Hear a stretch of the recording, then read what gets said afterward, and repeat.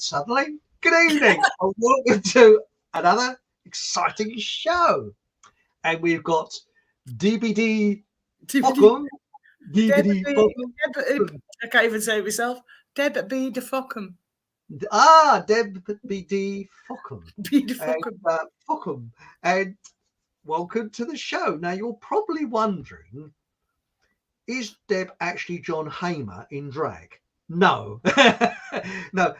Between you and I, keep it between yourselves. Deb knows as well. Yeah. He's got a bit of trouble with his computer. Yes. A bit of embarrassing trouble with his computer. For those of you that are technically minded, like myself, putting it very technical, the bleeding thing don't work with StreamYard. No. So I think that's got over.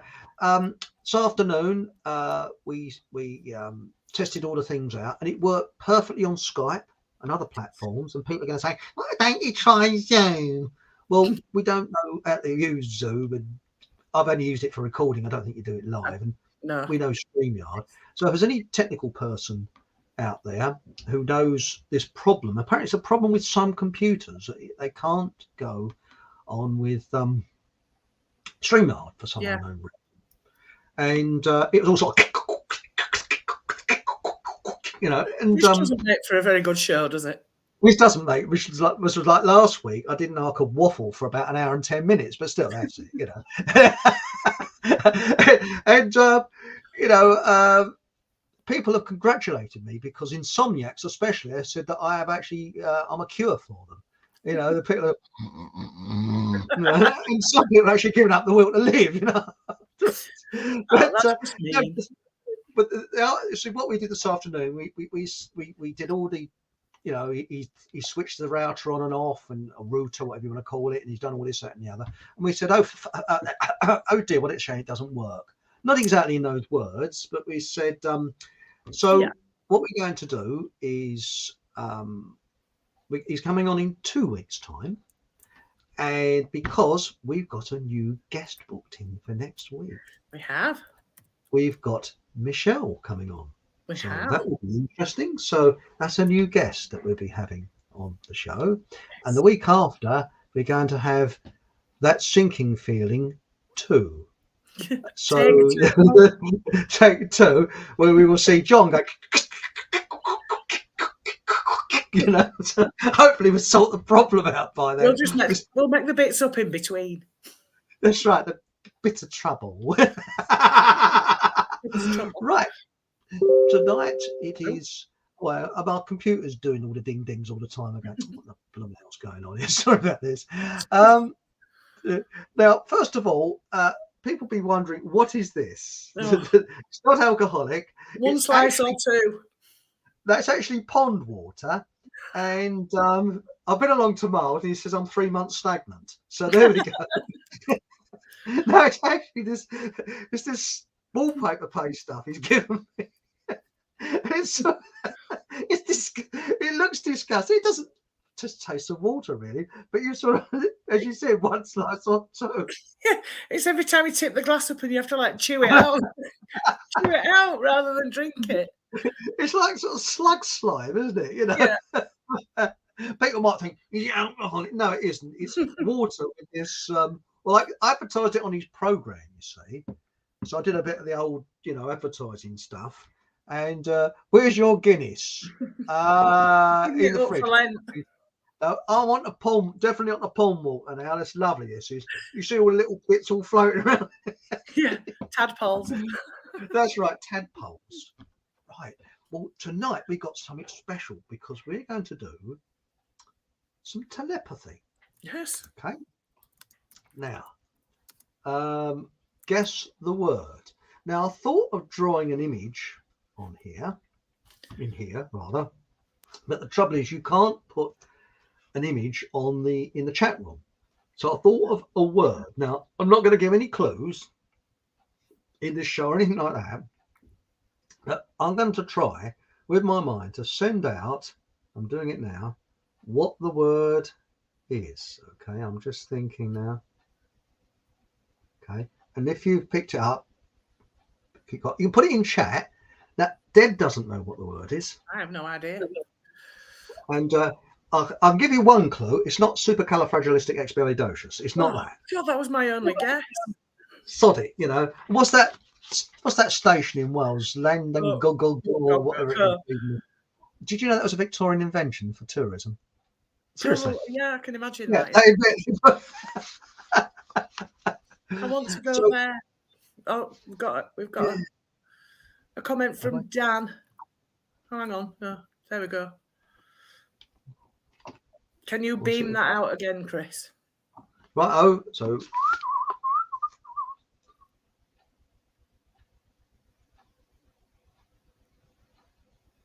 Okay. Right. Okay. I've got an image in my mind now. It's coming through. I'm just beaming that out because it's like this. Bob's had a guess. I won't say anything. Okay. Okay. I won't say. Do you know I could say whether it's right or wrong or not? Not until later. Yes. Just keep your guesses coming in, and then we'll. Yeah, I'm an irritated little son, aren't I? Oh dear. So hang on, I'll just try and think it. Right. Okay. Right. I'm going to scan the guesses, and then we can read them out. There we go. See, I'm better with pictures than words, I think, because I've got no. I'm doing an image, so you can do an image of this word if you want. It's a very simple image. I'm trying not to do too much with pineapple. I'm pressing this here, and I'm just trying to think of this. Right, I'm really concentrating on this now. And even if you see the catch up on the recording, you'll be able to see it. I better not, because it's beginning a little bit of. I'm just trying to push this out because I don't want to let anything into the pineal that's not there. But I'm sorry, I'm not. I don't want to let anything into pineal that it shouldn't come in. Shall we say that way? So V. McCrinnan says, "What's happening?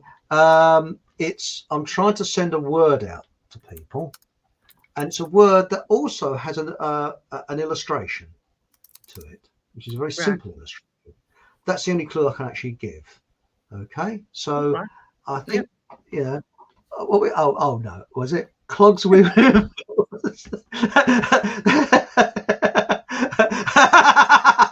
the subscription. He's sending us porn through. Well, I've actually I don't know what people are seeing as pornography, because I actually saw, I got my granddad's pornograph out. You know what it was? Some old bloke singing. Do you think I ought to sharpen the needle? I might get a better. Maybe so, yeah. You need to think about that. Yes.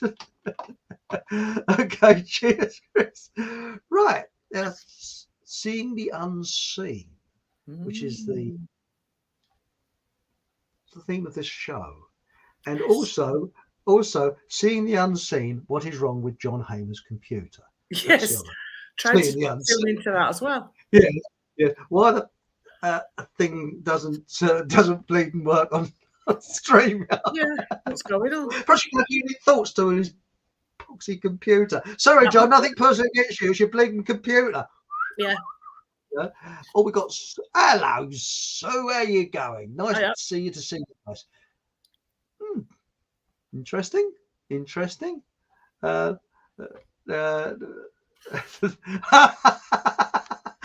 Looked like Chris was trying to pop a spot. Yes, I remember as a teenager. Don't we all? Oh, that was interesting. Yes. So I won't give any cues. So I'll just put this. And I'm starring all the guesses so we can go through them. That's right. And the winner gets a free raspberry for anybody, any politician they dislike. So it'll be they dislike, okay, or the closest. Yeah, that'll do. Right, hang on. I'll try to do another one. I'll just try. Hang on. Here we go. I'm really thinking hard now. Right, okay. It's true thinking. I've got a guess. Okay, just said it's a trick question. It's a dinosaur. Triceratops. There you go. That's right. Hang on. Ancient Ruby. Chakra points. No, I had them and I got some ointment from it for it, and it's working a treat. Don't worry. Yeah, cleared So, up nicely. so there we go. Right now, seeing the unseen, because they reckon that we are blind and deaf compared with other animals. You look at a dog, go, and Bob the cat will go, Yeah. and we can't see it. And when you look at it, we are the slowest at running. We are absolutely pathetic. Our Well, skin is like tissue paper. Can't climb a tree very well or swing from it. Apes No. can. And this is why I don't think we've evolved from apes. And they reckon there are parallel universes and there are guardians and things like that around. So over to you, Deb. What's your take on seeing the unseen? You see, yes. Sorry, I spoke you off this good. I've still got my mind on the telepathy thing. Yes, Hang on. I know what you mean, but I think there's a lot more to seeing the unseen than just kind of not tuning into the senses we've got. I mean, we've got like the 5 normal senses, but there's also I'd say your spiritual sense, and quite a lot of people really aren't switched on to that. I can pick up on things like walking into somebody's house.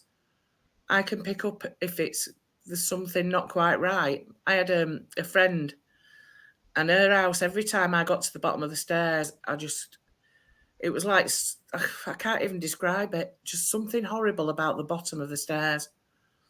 It was the weirdest thing. Not the rest of the house. The rest of the house was fine. But just that area at the bottom of the stairs, I picked up something. Well, it's funny you should say that, because the house I was born in, the previous occupants, apparently someone died and they laid them out in the living room. Right, yeah. No. And sorry for the illustration there. It might not have been like that. It might be like that. And I always had a funny feeling about the living room. And I didn't know at the time. When I was a kid, I used to sort of go, didn't like that living room. Yeah. There's some weird feelings about it. There's Yeah. something. And also, there was like a path out. There was a kind of what they call it, greenswald. You know, sort of like green with trees outside where I used to live. And this was when I was a nipper. And now this path, and there were some steps at the bottom of this path, and I always used to jump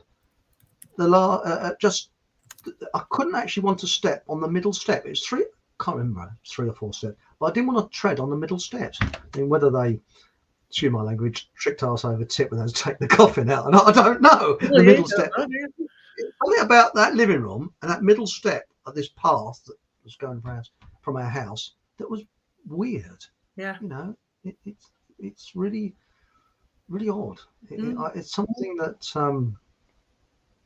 who knows, you know. But also, do you ever get premonitions or deja vu a lot?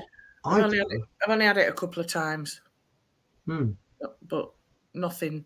I know people that do. They can tell you what's going to happen in a couple of days' time, and I don't know if I'd want to know. To be honest, I think that might freak me out a bit. Well, this is what gets me.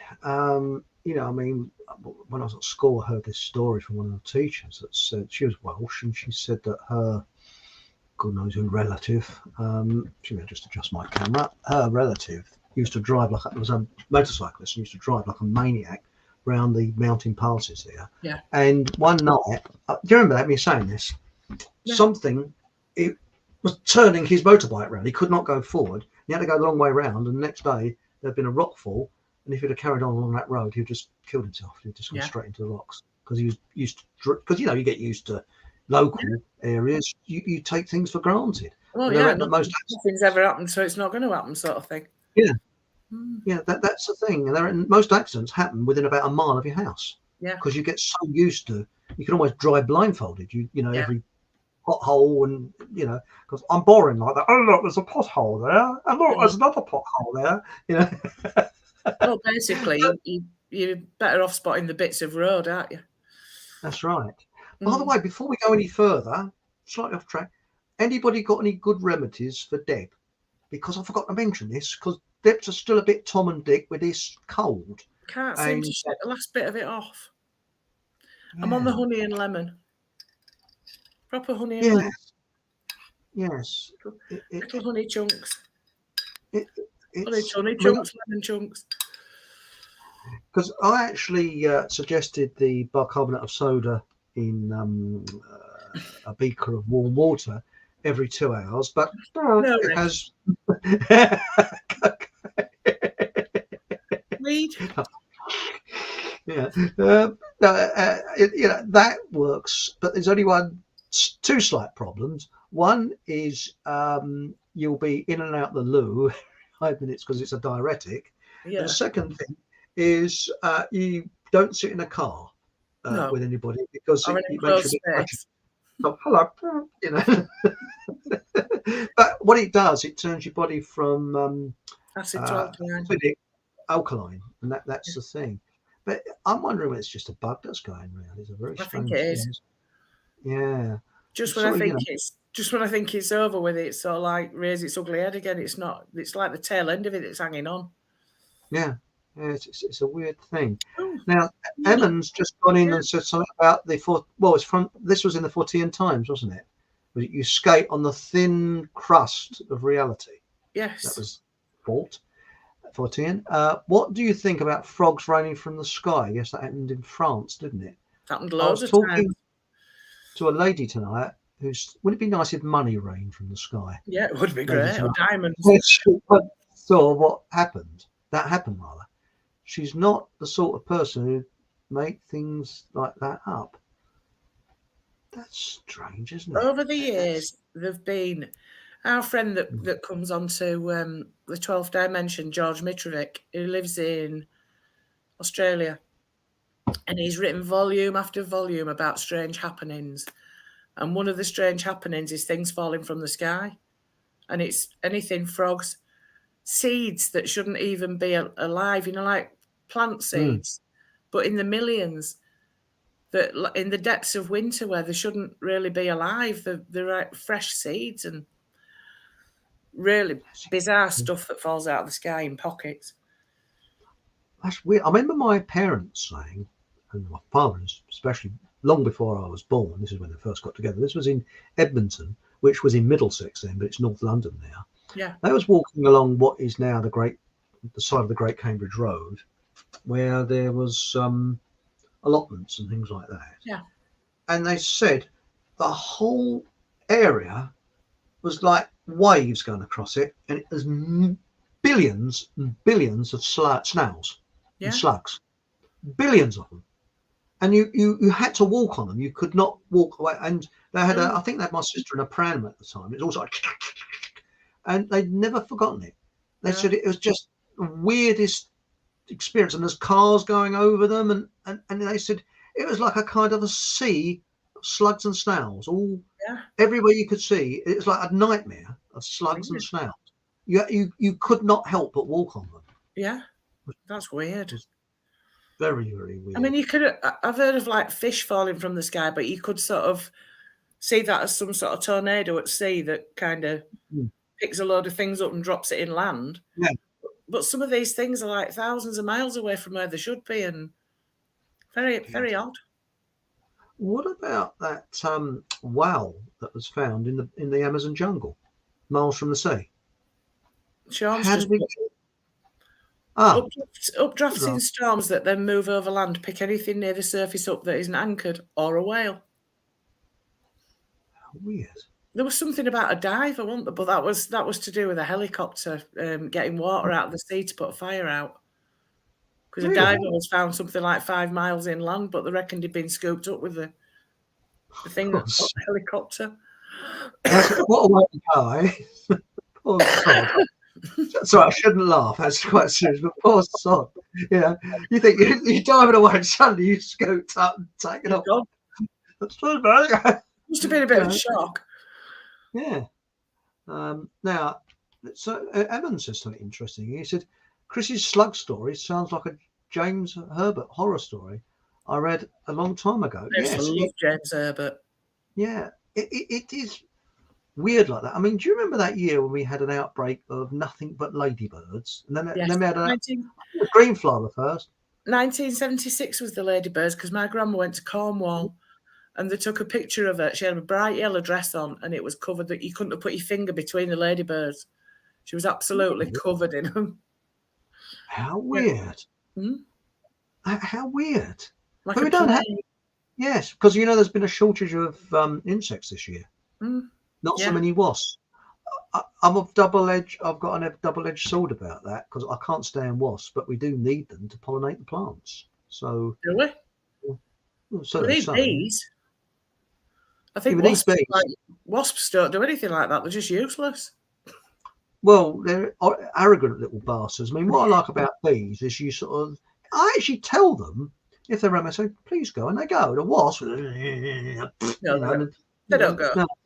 And why is it? When you're a kid, I mean, when I was a little kid, I was always being stung by wasps. No. My mum used to put butter on it and kiss it better. And that was when I was 43, Yeah. Yeah, weird. But no, it's very, very weird where we get. I mean, normally when I'm driving around, I used to get loads and loads of insects on my headlights and on my windscreen. Yeah, bug squash. I haven't had one, not one. Not complaining, but we do need them, Yeah. But back to this seeing the unseen. Yes. We have parallel universes, and I believe in parallel universes. I believe in time slips. Yep. I also believe that when we go from this Earth, we go on to another universe, a parallel one, and maybe these spiritualists and people like that can tap in to this parallel universe. This is a theory I've got. What do you think, Deb? I've always seen it that, well, not always. I've come to the conclusion because I've thought of all these theories, and I think that we go back to one great big energy source. But I still believe that within that we have our last identity. So that, like, if I passed over and went back into this big energy, there'd be part of that energy that would still be me. So if it was tapped into by a psychic, then I could come forward and communicate. What about that story about World War II, which is quite interesting? And it was when the Americans landed in France, the Germans had actually turned signposts around and obviously to deceive the enemy and hold them up. Yeah. And they was actually preparing to do that in this country in 1940, and they turned signposts and things like that. But going on with the story, there was an American who knew the landscape, and he was born in America, and he actually, and this is a true story, he actually got his brigade through this territory where the maps were useless because all the signposts and everything had been turned around. Yeah, and he knew, and they thought that, that's right, he knew the exact roads where to go to, but he was born in America and never been there, and he found out that his ancestors came from there, and I think it was his grandfather and grandparents were born there. That's weird. Yeah. And I'm not sure if it's Jeremy Irons, and allegedly, I believe, I think it was him. He had this thing about Ireland. He kept going to this certain part of Ireland. Yes. His grandmother or great grandmother originated from this particular place. That's really weird. Like you're drawn, something inside drawn to it. I mean, when I was a kid, I'm sorry, I keep going back to my childhood. I'm going to sit on the therapy chair. Now, when you was a child, look at this thing here. What did you do? But no, I fell in love with Cornwall. And that love affair has never actually left me. I love Cornwall. And I think that there's something about Cornwall that is a draw. And when I was young, I used to say to my parents when they were going on holiday there, oh, I'm going home. I felt I was going home. Yeah. And it turns out that on my mother's side, they originate from the Storer, originate from Cornwall, and before that from France. That's going back before the 1066, of course, but after that they were in Cornwall. So, I'm part Welsh and part Cornish, poor sod, Bit of German mixed in as well. But no, when you think about it, I mean, it's bad enough being part, well, shall we say, the English side of Wales, and but they're part Cornish as well. Yeah. Bit of a mix, isn't it? Yeah, and my dad was from South London and my mum was from North London, so I don't know what that makes me. I'm a bit sort of half and half, aren't I? Yeah. Middle London. Middle London, yes. And I don't like London, which is very strange. But really, when you think about it, there must be something. Have you ever been to places where you've sworn you've been there before, but you've never been there? And you think, you get a deja vu about it. You think, what is this? I more go to somewhere and feel instantly comfortable, like I do recognise it.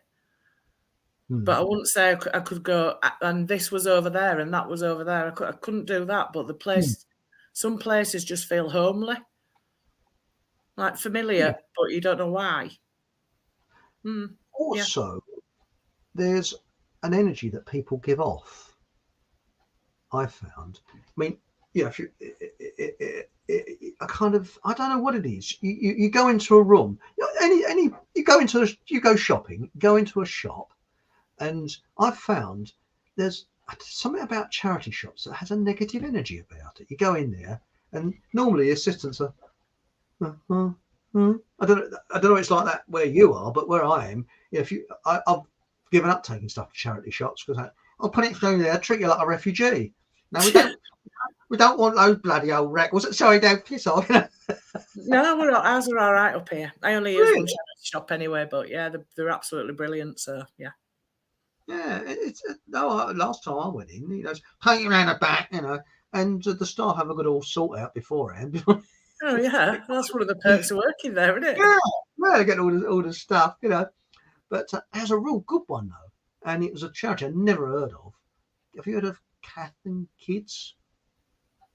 No, I've never heard of it. Well, it's gone now. I think I don't know whether she retired or gave up. I don't know what. I don't know anything about it. But it's bloody brilliant because you go in there and you'd get something like that. So how much? And they go, ooh, give us a quid. Oh yeah, all right. And you walk out.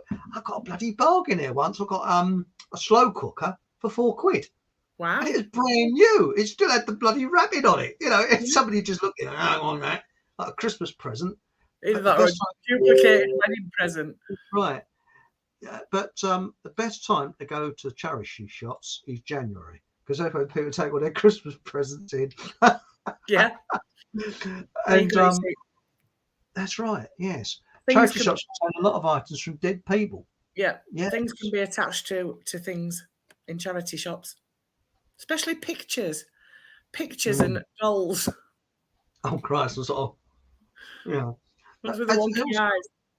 Have you ever had cursed objects, things that bring in something weird? No, not personally. My parents did, and they got rid of it. I won't say what it was, but it was something awful, But when you think about things, I don't know. Do you ever get a premonition like you're going to buy something? You put your hand on a packet of, I don't know, soap powder or so, and you think, no, I won't have that one. I have the other one. Yeah. And once you get from the back, something tells you there's something wrong, and it normally is, it's damaged or something like that. There's something weird, and scientists reckon that these premonitions that we have protected us when we were tribal, and they protect people, out in tribal areas because might be a tiger around the corner. And talking about people around the earth, changing the subject slightly, my bloody Facebook. By the way, if you'd like to go onto Falcon Hall on Facebook, it's a brilliant page. Oh, brilliant page. I mean, award-winning. And do you know who gave us the award? Yeah, we both gave it the award. But this morning, I put my phone on. It's going ding, ding, ding, ding. It's like a bloody fire alarm. I keep getting people that want to be my friend from out of Mongolia, America. Latest one is Argentina. Yeah. And loads of people from the Middle East who've got all the Middle Eastern writing. And I don't want to be rude. I'm a very friendly person. Don't get me wrong. And I'm, I'm into love and peace. But unfortunately, I have to say the next best thing to sod off, which is sort of delete. Yes. It's suddenly exploded. Is there a troll got in there or something? I just don't know what's going on. I just think people troll Facebook all day long looking for people to add as friends. So then they can spam. Well, I like the ones that put pictures of their dinner on there. This is what I had for breakfast. This is what I had for dinner. Yeah.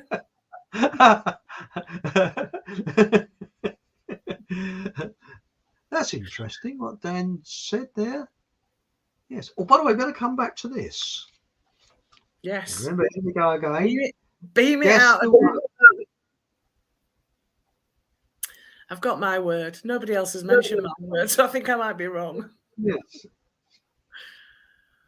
I'm actually thinking not only of the word, not the word. I'm actually looking at the symbol.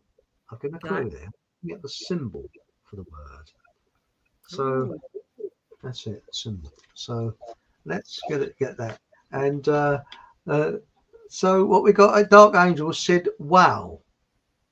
Oh, he's talking to Ruby. He's been having a conversation with Ruby.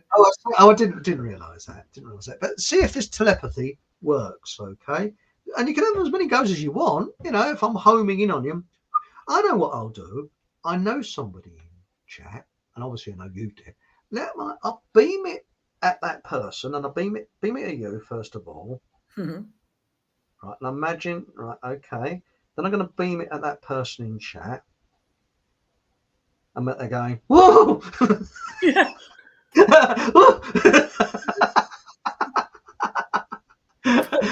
My case comes up next week. So there we go. So let's see how we go. So remember, you get a free raspberry for any politician that you don't like. So that's what we're giving away. And a 2-finger salute. Prizes galore. That's right. That's it. Because that's what I get when I'm on my push bike, the Hawaiian greeting sign. Have you seen that? That's a Hawaiian I've greeting seen that one, yeah. Hello, you know. How are you cycling today? It's a favourite with motorists and cyclists. That's right. I levitated once. My dad kicked me so hard, my feet.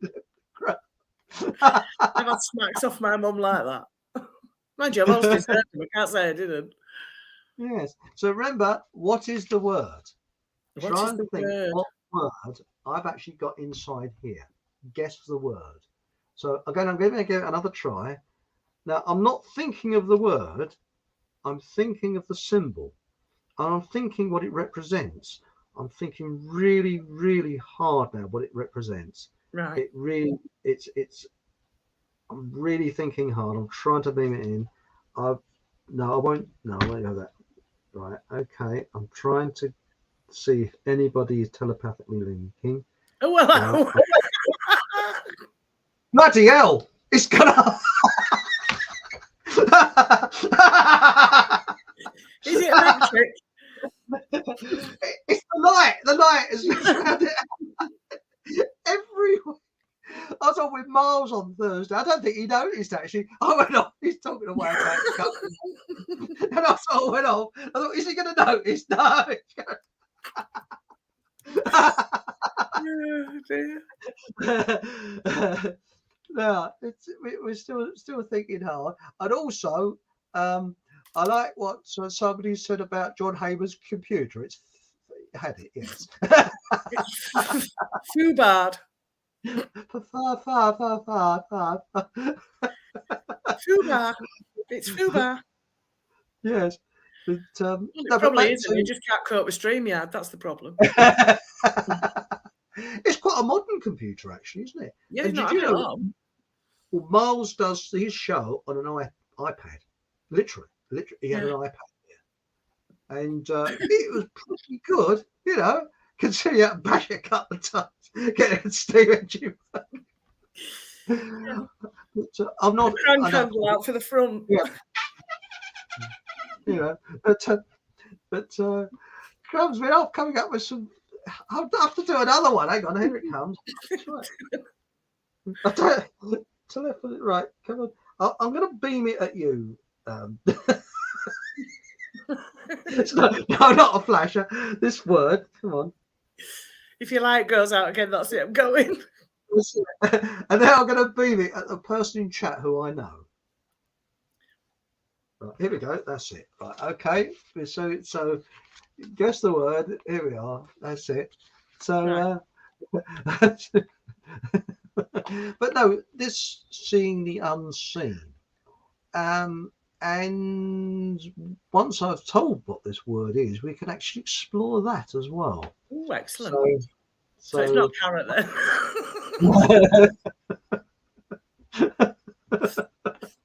Bugger. Oh well. I think we lost half our audience when they see me glugging this. Do you see that bloke? It's a crowd puller, isn't it? Do you see that bloke drinking bloody pond water and slime the other night? It was shite, wasn't it? That's what you need, Chris. You need one of these. A spoon. Oh, hang on, Paul Johnson's come out. That's it. The man's obsessed. Lamborghini, definitely. Lamborghini. He's obsessed. Lamborghini. Oh yes, yes. I tell you something. I often fancied having a Lamborghini. Have you thought of driving one? I saw one. They are big. What's your dream car, Deb? My dream car is actually an Audi R8. Really? Nice. Yes. I don't know why. I've just got a thing about them. I love them. I used to like E-type Jags. Yeah. There's something about them, and I always wanted to do a ton. I'm not a speed merchant normally in an E-type Jag, and I actually thought I'd love to do 100 miles an hour. And actually, so to speak, this was a long time ago before there was few cameras.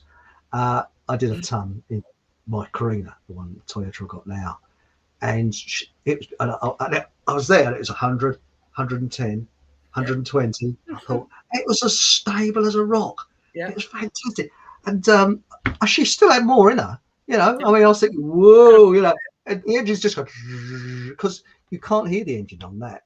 And it's funny, you know, when I'm in my smart car, that's sort of like it's a noddy car. You get out of that and you get into the Carina. I kept revving the engine because I kept thinking the engine stalled. You know, but See, you've mentioned in the same show, Lamborghini's been mentioned with smart car. I don't think Paul will tune in again now. Yeah, hang on. There's someone saying Chris is taking the piss. No, I'm drinking it. Solidified. Yeah, we could have guess what this mixture is.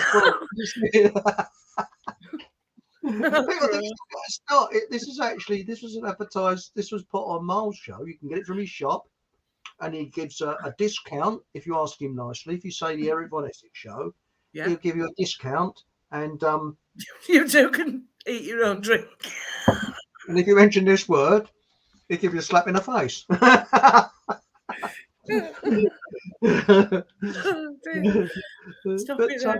Yeah.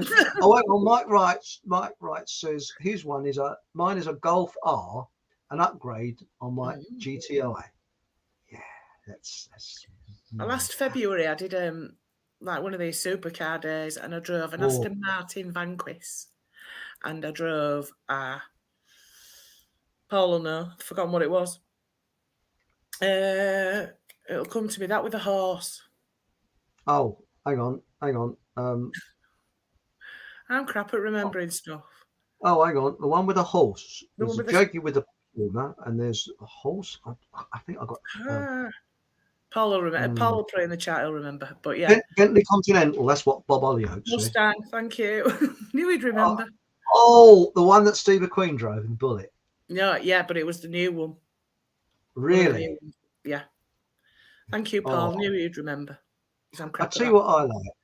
When you put your foot on the accelerator and it pushes you back in your seat. Yeah, the turbo kicks in. That's right. You get that in a smart car from about 0 to 5. Then after that, a cyclist can overtake you. Yeah. But I'll be straight with you. They're all right, but quite honestly, they're a motorbike. They're a car body. You can't run very far. You know, I mean, 20 miles, that's about your limit, really. Because it's bleeding noisy and then anyway, on with the show. Seeing the unseen. Now, the other one is we've got ghosts, and I do think that is parallel universes that are actually linking in, because I went to see a talk by Michael Bentine, who was the fourth goon. He's potty time now, and he said that I think his father looked into it. His father was a scientist. And he said that they saw a ghost of a woman from I think it was the Elizabethan times in one of the haunted. it's Essex, because there's a place in, I know Pluckley is the most haunted place in Kent, and Yeah, I've there's a heard of that, haunted. yeah. And that's where the Darling Buds of May was filmed, apparently, to Yes. put it on the map. But there's Pluckley, and there's also a place in Essex, the name escapes me. And when people saw the ghosts, they saw them walking above the pathway, about 4 Like feet above. York, like the soldiers That's in right. York. And they discovered that the path had been lowered over the years, and it used to be that height.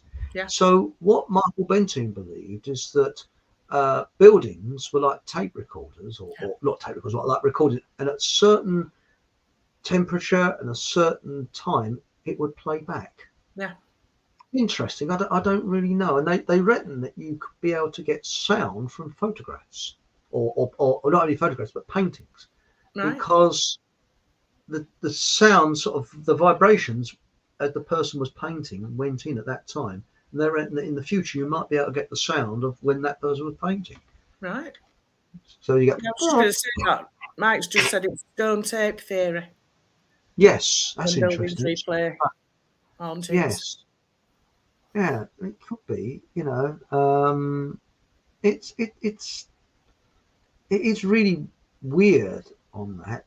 And I also think that, I mean, I've actually had, what about things like serendipity and things like coincidences? I mean, the late, great Dave Starbuck used to say there was no such thing as a coincidence. No. And he was spot on. There isn't a such thing, where things sometimes fit into place and sometimes things don't fit into place. Yeah. Now, I recently had a situation where I was, there's a traffic jam in front of me.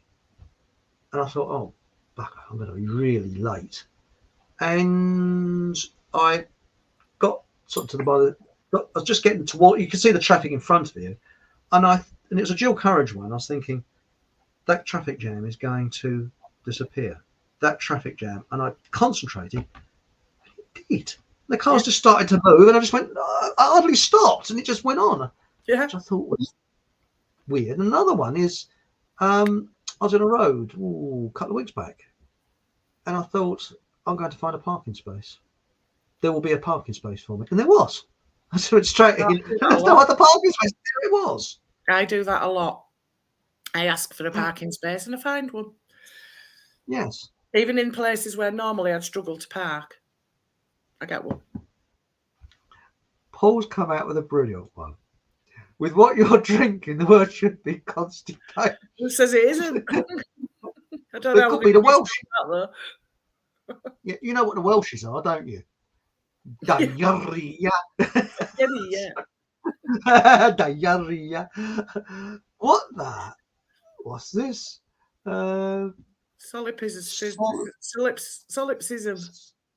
Solipsism. I don't even know what that means. I've forgotten what that means. I do not know what that means. Now it says here, Chris, how can you believe in parallel universes yet not dinosaurs? Well, I'm a dinosaur skeptic. There are animals that I'm not an expert on it, far from it. But I think that what John Heyman's got to say, and I don't believe everything, we sort of have friendly, old, polite sort of discussions. We don't always agree on everything. And I think that's what the show should be about. Yeah, it should. But I'm a dinosaur skeptic, shall we say. And I'll never really fully go down one route, because if someone's prepared to show me the evidence, prove me wrong. That's the thing, yeah.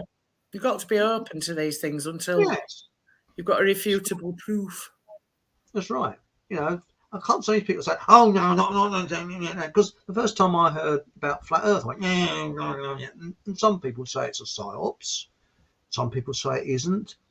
But the arguments for both sides are very strong, very strong. So I put one foot either side. So I don't dismiss anything, because no matter what bullshit we're told, was this? Man, I was just going to say, mind your balls on the fence, because obviously when you've got a leg either side, it's a tricky position to be in. Yes. I actually had a situation once where I got into loft to see to the water tank, you see, when I had a water tank. And what happens, my legs slipped either side of the tank, And for a moment, I thought I was going to need a complete new ball cock. Sorry. Oh,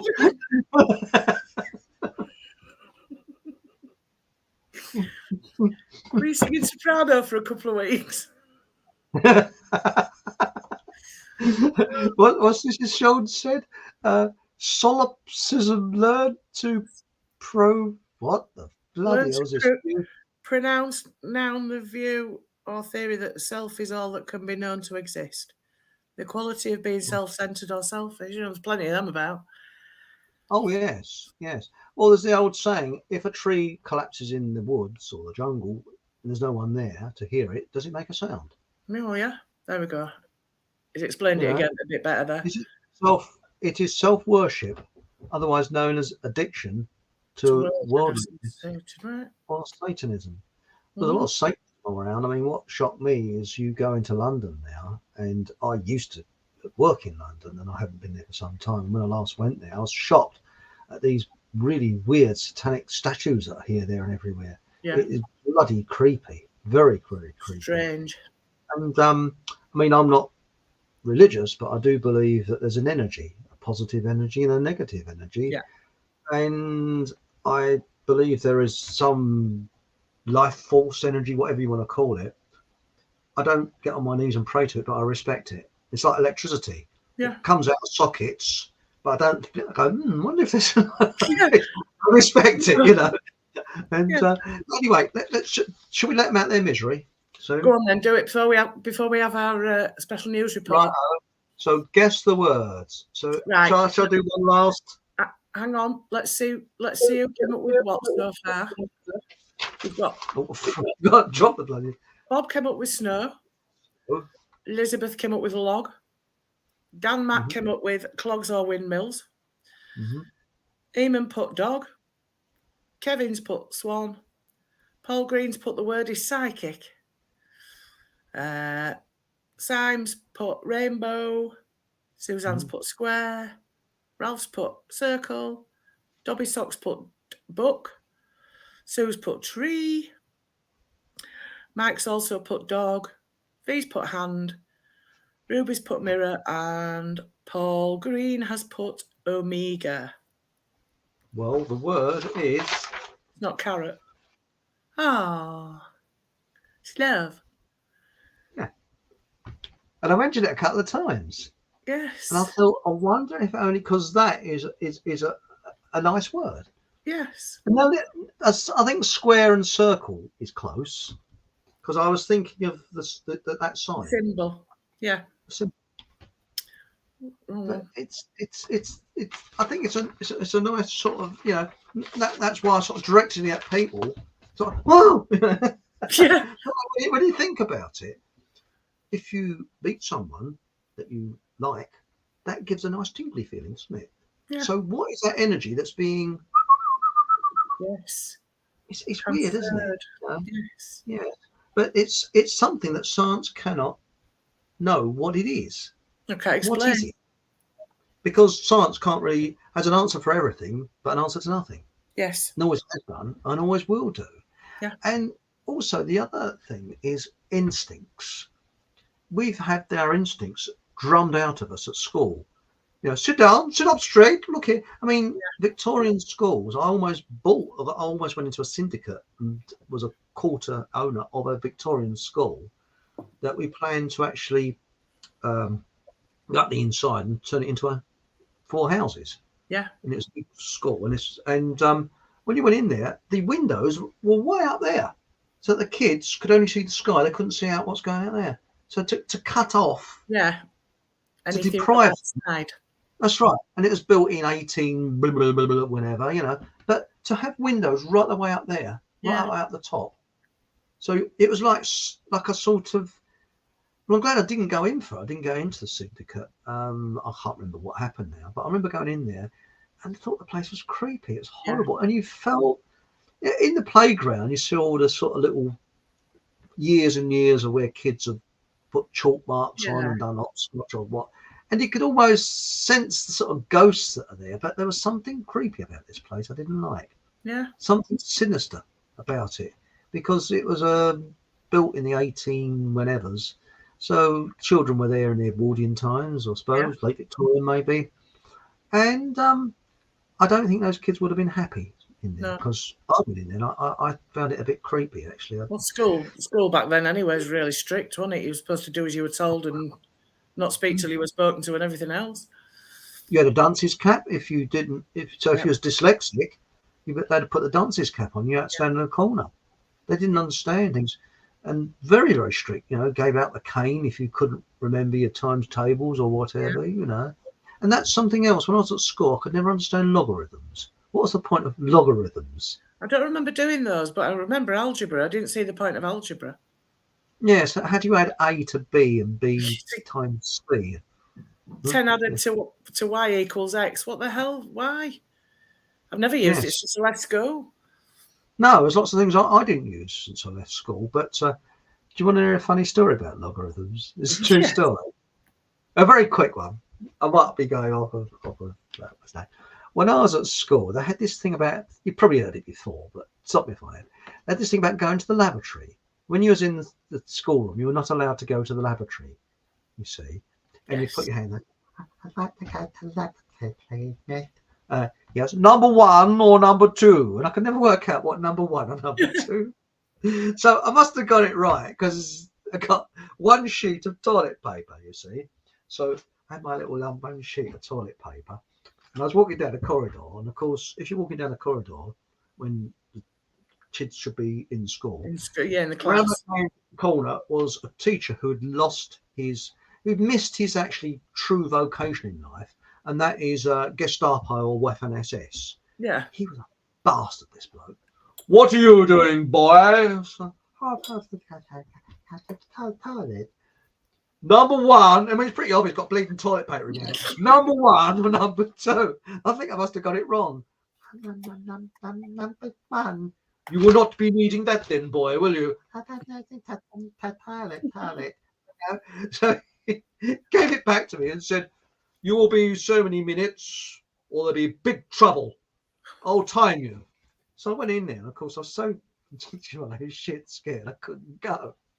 So, like a bloody idiot, I flushed the toilet paper down.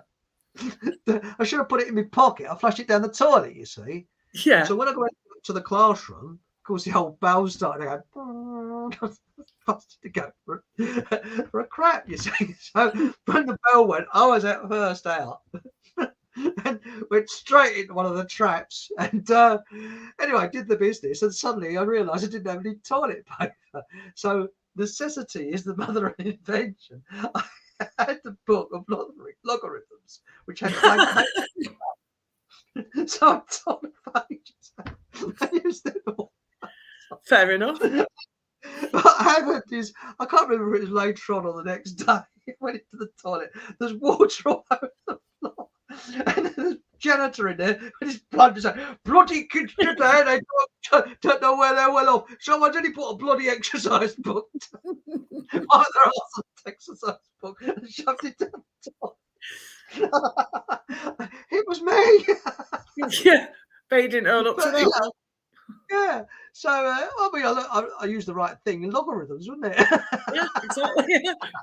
Yeah, that's about the best you could do with them. Anyway, I think we can have some adverts. I'll be dead. We've got a special news report from Falcon. Oh, way! I look forward to that. It's nearly 4 minutes, but it's on. It's coming now. Right, ready? Here we go.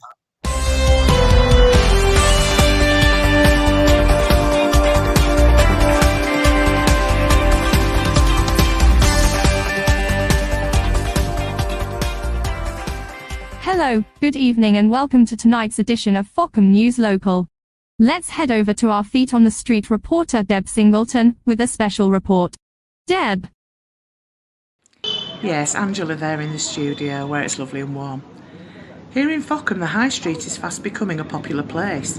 With cafes, a food store, shoe shop and various other businesses, you'd be mistaken if you thought there wasn't any more room. But you'd be wrong. I spoke to Sky Moon Petal earlier about her exciting new venture, providing a mix between art and coffee. Moon Sky Petal, nice to meet you. Tell us about your new venture and what makes it so different from other coffee shops. Well, right, yeah, we sell vegan coffee and do artistic things. Care to enlighten us a little? All our coffee is organic, and you can kind of choose your milk. Almond, coconut, soy, grass, wood, mushroom. We provide it all. And if we don't have it, we haven't got it. Okay, makes sense. So where does art fit into all this then? Oh God, yeah, right.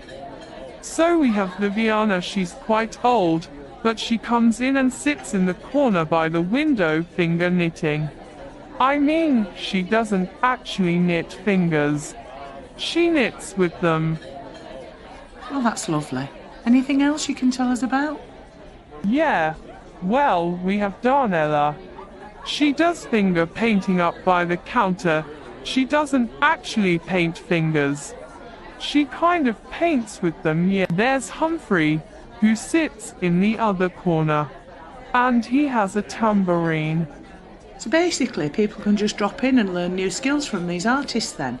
Oh God, no. Yeah, but no. Well, sort of. Viviana kind of spits at strangers. Darnella is okay if she's been taking her meds regularly, but she sometimes goes off on a bit of a tangent. I have a special number to ring. And I think Humphrey's just happy to be off the streets for the day. Thank you, that's brilliant. That's a lovely insight into one of Falcon's newest businesses. Okay, well, where can people find you and what are you called? Okay, right, Well, we're just round the corner from Blair's Cottage Cafe. And my name is... Oh no, sorry, I meant the cafe name. Oh yeah, of course, right. It's Cafarts. See, it combines the word cafe with art. But then if you add the Z, it kind of makes it on trend, like the really popular thing now. And so drop in next time you pass in. I'm sure there's something you'll be able to find to do it. I'm sorry, I can't say that word. Deb B, feet on the streets, roving reporter for Falcon News Local. So from me here in the studio and Deb, feet on the street out on location. It's good night.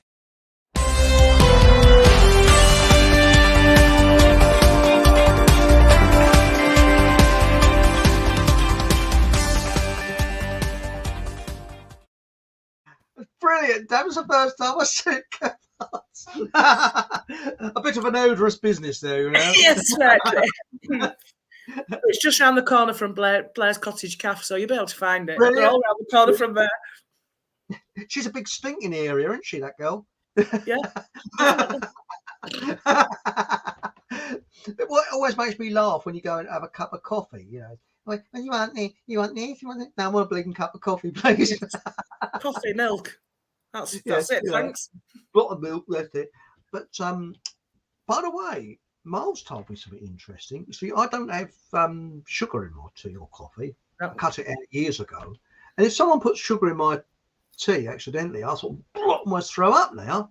Where I used to put sugar in. You know, this is when I was a teenager. I've put sugar in my tea or coffee since I was a teenager. Anyway, he said put a little bit of xylitol in coffee. Wow, it gives it a lift. Because xylitol it starts with X. Now stuff you buy in supermarket is xylitol. He said it's very, very good for you. And it's just the same as sugar. Yeah. So that's interesting. I didn't think that was easy to get over here. Well, xylitol is very expensive. Is it's it? about £4 for about a packet that big. Ah, right. It's not. But you use it very, very, shall we say, carefully, because you only put a quarter of a spoon in. What other uses does it have? Well, it's a substitute for sugar, and it comes from pine. Yeah, I can't spell it. It's X-xylitol, something like that. Yeah. Not to be, and apparently the other stuff, what they call it, the latest in thing now is a sugar substitute, and it's supposed to be grown in South America. Xylitol, yeah, brilliant. But there's another one substitute called, which is Stevia? green, stevia. Stevia. Apparently, they use that as to prevent pregnancies. Actually makes you sterile. Right. Allegedly, I believe. That's slightly So I've been. Yeah, and it's in a lot of things now. Xylitol. I actually bought some off of eBay. The actual green powder. And he said, "Don't use that." No, he said that xylitol is safe apparently, Right. and it's good for you. He said that he's found out loads of good things. And remember, last Thursday he was on. Yes. That's exciting show. But we're going to sort of jazz the show up a little bit. The next one, which is in December. I think it's December the something or other. I have to look that up. But every 4 weeks he's coming on. Right. So Miles will be on here, and we're going to advertise it better. We got to do a little bit of tweaking to the show, I think. So we're going to have the Farts Caff on there. No, he will like that. Another special report. There's another special. That's right.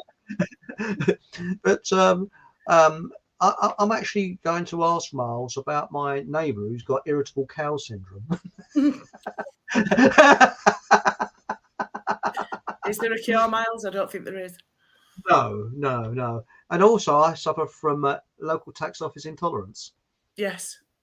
That's something, Inland Revenue intolerance is quite a thing now. Yeah. Oh, I hope he's drinking another slice there. Or drinking another slice, yes. Do you realise this is the only show you can tune into where someone is drinking this? Yeah. Drinking something you can actually chew. Yeah. It's good for your stomach. It's good for your tummy, So I say. But no, back to seeing the unseen. The other thing, which is a very bit weird, is that I've often said about that little child I saw when I worked in that place that was an ex-hospital that had been converted into offices. I wasn't frightened. When you see a ghost, it's really strange. It didn't bother me. I used to work there on my own. Well, got a few people scattered around the place, it's a big building. But often, and you walk down a corridor and you didn't have the lights on in the offices. If you'd have your light on in the office that you was in, and there'd be sort of like long shadows as you walk along. And it was creepy, but didn't bother me. Whereas other places, it would freak me out. It really would. It's surprising. And I've found that if you're empathic, I wouldn't say you suffer if you're an empath. I think you are, Deb, aren't you? Empath. You pick up on people and people's emotions, and that's it. And I think it's all psychic people are empaths. And what you find is that there's lots of lectures on this, but if someone is in sorrow or pain, you feel their sorrow, but it's magnified by about 10 times. And it's learning how to block it and use it in a positive manner. And that's something that if you are empathic, then, and especially empathic males, people always think if you're empathic, not a crybaby or anything like that. No, there's all kinds of people that are empathic. They've actually had generals and people like that. It just means you have feelings for people much more. Yeah. So, and I think what it is, you'll have the psychopaths at one end of the scale, which couldn't give a shit for anybody. Then you've got the empaths at the other end of the scale. Too much. Too much. That's it. But you tune it in. Look at Helen Duncan. Now, Helen Duncan, she was a trance medium. There's very few trance mediums around.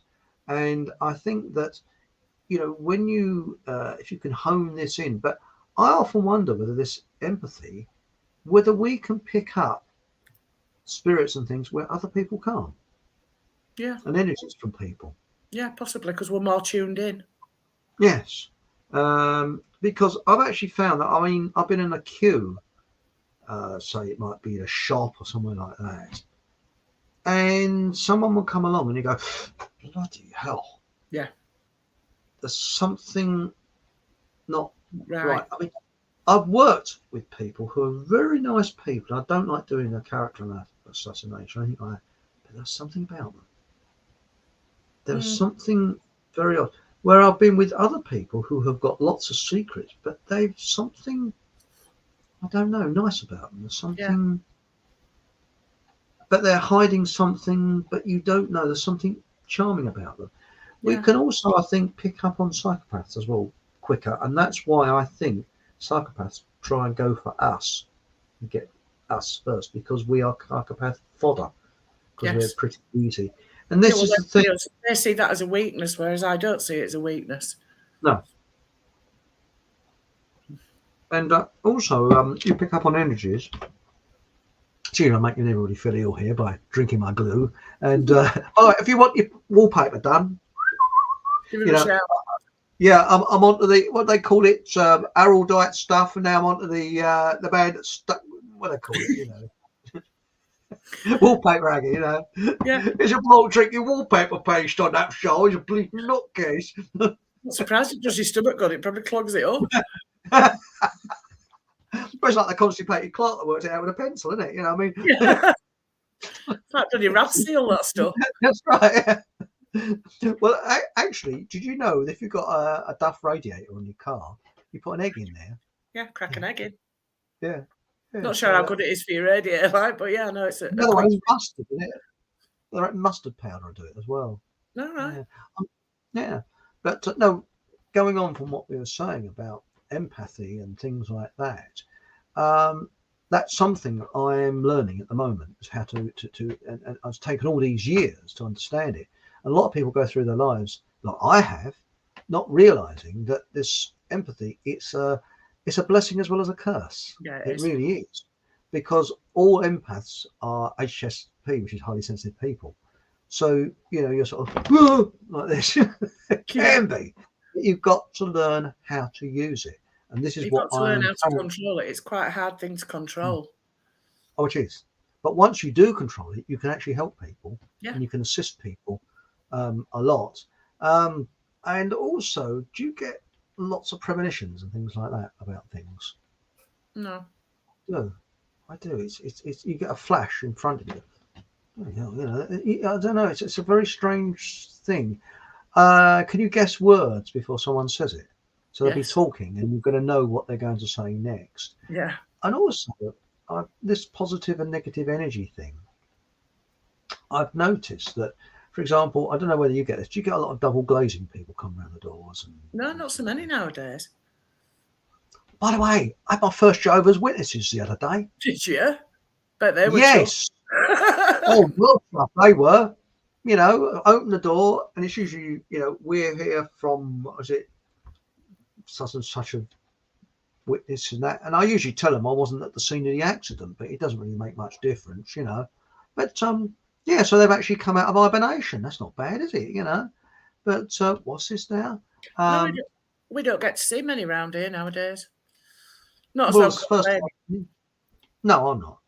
Yeah, but bloke said, "Can I call back at the weekends? Because I'm busy." And he called back on Saturday, and I said, "Well, no, I'm still busy, but because, I mean, they are flogging a dead horse. So they really are. I mean, I've actually said to them, I said, you will never in a million years make me into a Jehovah's Witness, because I'm an individualist and free thinker, and I'm not a club person."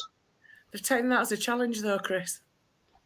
I think they have, actually. I think they like talking to me, because I told you that experience I had with the Jehovah's Witness, didn't I? That freaked me out. They said, "Did they convert you?" No, I think they probably got about as much chance of emptying the Thames with a bucket than converting me. Yeah, tide goes out, like, "Oh, blimey, we've cracked it," and all of a sudden it comes back in again. No, it's strange, really, But the other thing. What was the one you were going to say about the one that freaked you out? Oh yes, well, the one that freaked me out was what they do. They always try and find your name. Yeah. And I'd had a bereavement. I was pretty stressed out at the time, and did you know they look through all the pages of the columns of people that I heard that. Yeah. died, and they go around and visit them because I know they're a bit down.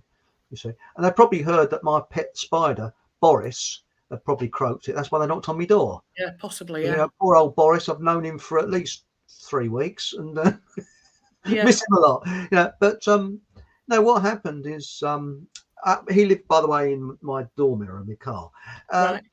What I was going to say is no, you talk to anybody when you're bereaved and you're not, not Yeah. thinking right. And they came knocking on the door at the wrong moment or the right moment for them, and I got into conversation with them. And then a couple of weeks later, I was outside pumping up the tyre of my car, you see, and it was I think around about springtime, early summer. Suddenly this car pulled up, a couple got out, walked up to me, bloke said, "Chris, how you going, mate?" and spoke to me as if I'd known me for years. Weird. And I thought, I've got first signs of Alzheimer's or something. Have I worked with this bloke? Do I know him? Is he a friend? And my brain's going, Yeah. I've never seen Firing this through. in my life. And he said, "What are you doing, pumping up your tyre like that? Why don't you go down to the garage and fill it up with air?" And I thought, well, I'm sorry, mate. I've paid a lot of money for this German foot pump Yeah. for I shall use accuracy. it. I got a German foot pump, and I'm not going to pay bleeding 20 pence down the road for some shitty. And you mustn't pump your tyres up when they're hot. You pump them up when they're cold. You see.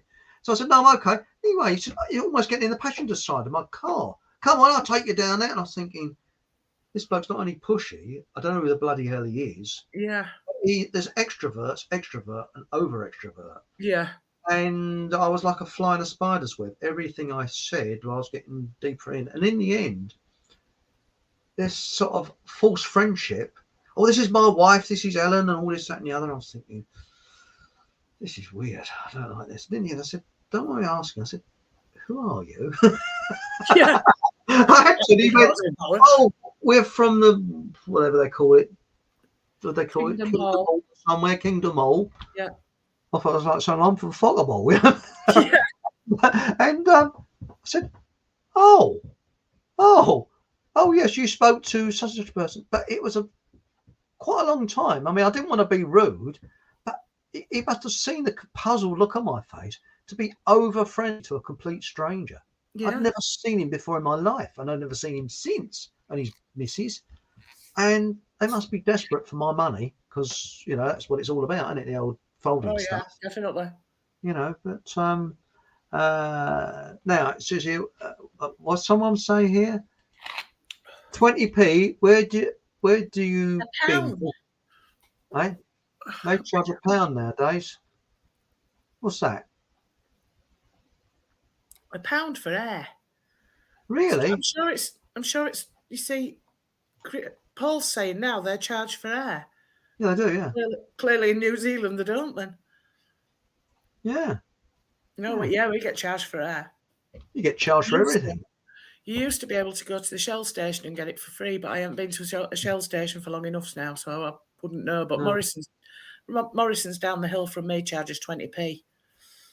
Yes, I think. I mean, I actually, I got so fed up with getting these crappy foot pumps that felt a bits. I actually sent off on eBay for a German one, and it's bloody brilliant. You pay a lot of money for it, but it's saving in the long run because it's so well built. Starts with H, I think. I can't think what his name is, but there's only one place that sells them in this country, and I got it, and it's built with German. It really is good, and because when you go to these places, apparently they're very inaccurate, those ones at the garages, and you mustn't check your tires when they're hot. You do it when they're cold. Yeah. So, and I regularly, check my tires and that, and it's so much easier with the foot pump. I don't have the electric ones; they're rubbish. Oh no, I've got a rechargeable little machine like this big, and you can charge your USB things on it. You can do all sorts with it. It also inflates your tires, and it comes in a tiny little case. Perfect. Really? Does it work very well? Because say the foot pumps, they filter bits after about. I mean, they even got a Michelin one that filter bits and all. Yeah. Perhaps it's me. They don't like me. I think Paul's hit the nail on the head there. Money grabbing. Yeah. That's what it's all about. Money grabbing in New Zealand. I don't know, but over here they charge for everything. Yeah, they do. It's ridiculous. Tell you what gets me is when they charge to go to the lavvy. I know. What was it in Whitby? Go to the lavvy. I mean, 20. 20 or 30p in Whitby to go to the loo. Yeah. Well, it's just. I'll tell you what annoys me is these motorway service stations. Yeah. Of course, license to print money, that isn't it? Yeah. From the filling station to the actual services themselves. Yeah. It's just all the that. only thing that's free is a P. Yes, that's it. And no, that money. I mean, that's the trouble with Cornwall. We go down there, and everywhere there's some bastard with their hand holding their hand out. Yeah. £5 park. Huh? It should be illegal to charge to park your car. Yeah, it should. You heard about that car park up north? Do you remember about that bloke who was a couple of years ago? He used to be a attendant there, and used to charge people for parking on this ground. And he wasn't there for a couple of days, and they contacted the council, and the council said, nothing to do with us. This bloke had actually done it himself and charged a fortune out of it. Because that's what I was telling you about up by Leeds Bradford Airport. There's a viewing point. Oh, there was. They've closed it off properly now. Mm-hmm. But when Concorde used to come in, you could go onto this, like, it was hardcore and it was all potholey, but you could drive onto it and you could look straight across onto the runway and watch the plane come in. Mm. And this bloke started appearing and charging everybody a £5 to view it. And obviously, because it was Concorde. Oh, it's you that told me. Yes. People wanted to see it, and they were like giving him this £5. That wasn't even his land. He just turned up and thought, I'm going to make some money here. God knows how much he got every day that he did that. He must have been raking it in. Yeah. Tax free. Yeah. Off he goes in with a big wodge in his pocket. Nice one. Yeah. What's this ancient Ruby? I went to hospital also last week, and they now charge £4 for 1 hour to park. Yeah. You have to pay a bill. Yeah. I used to go into Leeds City Centre every week. Me and my mate used to take it in turns to drive, and it would cost us for about 4 hours at the time. I mean, I'm talking maybe early 2000s. It was about £12 for 4 hours. God knows what it is now. You can go into Bradford and park above the market in a multi-storey car park with a lift for 60p an hour. How come councils charged? Why are councils charging differently? Keighley is the same. That's 60p an hour. Yet Leeds is charging £4 and £5 an hour. It's absolutely disgusting. Well, after August next year, I won't be able to drive my car past the M25 because they're bringing the U-list out. Yeah. And any car that's older than, I think, that's made after 2000, before 2005, won't be allowed in. Yeah. So I've got to get another car. So if I need to go inside, or it's £12.50, buy another car, or £12.50. So you know, my attitude, I drive a car until it falls to bits, basically. Yeah, I do. Yeah. Yeah. I mean, it gets me to A to B. Yeah. But, my dad had a new car every year. Ever since I was a kid, my dad bought a new car every year. He always did. But I've never been like that. I get the older cars, and then once they start getting to like the point of, hang on a minute, I'm throwing a lot of money at this, then. But as touch wood, ours has been all right. It's in the garage at the minute, but it's been all right. Well, nobody uses air conditioning now. Have you noticed that? When you've got air conditioning in the car, very few people use it. I don't use it. I've used it twice in 4 years. Yeah. Everybody I speak to said, but it's a very hot summer's day to use it because their fuel economy goes through the roof. Yeah. And that's why they don't use it. And I've actually found that air conditioning in a car upsets my sinuses. No, it don't bother me.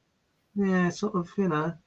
But, it's good on a winter's morning, though, to blast it, to get your windscreen clear. It clears your windscreen quicker than the heater does. Yes, that is one good thing, you know. But anyway, back to the seeing the unseen. And, you know, we were talking about Deb's subject. You're right. Yeah, so I've just clicked on something and something popped up on my screen. Sorry. But you know Deb's subject, which is Bigfoot and things like that, and your subject as well. Oh, by the way, we've got to give a plug for your website, which is not website, YouTube channel, which is below here in the comment section. Thank you. That's it. So where is it? Have we got your? It's good. It is. I now have 101 subscribers to my channel. I don't know where. Did I put it on? Remember, put the thumbs up and subscribe because I'm only not that far away from 1,000. Yes. So well done. I don't think I put it on here. I'll have to put it on for next week. But I've also got on there, didn't I? Did I put it on there? I thought I did. We've got Codes of the Unknown, which is, well, it's not actually, and it's changed that because we're the 12th dimension now. Yes, I've noticed that. Yes. Yeah, I thought I put it on here, Deb. Hang on. No, Deb. I thought it was here somewhere. No. I don't think we did. You might have put it in the description down below, but I don't think we did. It is in the description. Yes, it's definitely in the description below. So you'll see it. That's what we've done, yes. So we need to put in that's good. And also, you see, going back to this seeing the unseen. Yes. What about people? What's that? Is it Carillion where you can actually see the aura around you? Oh, because Carillion photography. That's it. Carillion photography. Because you know that Maoris, when they meet somebody, they actually they not only rub noses, which is a bit awful if you've got a cold, or runny nose, but they also sort of sense the aura around you. Yes. A lot of people do, which is interesting. It's quite rather fascinating. But the other thing about seeing the unseen is that, have you found that not only places, but objects give off strange resonance? And I'm a little bit funny with crystals. Oh, I don't know why. Is it? They say if you hold a crystal, you can feel its vibration, whether it's good or bad. This is a good one. I think it's a black one, which is not that one from Russia. It's the other one. Kyanite, or is it obsidian? I think it's obsidian.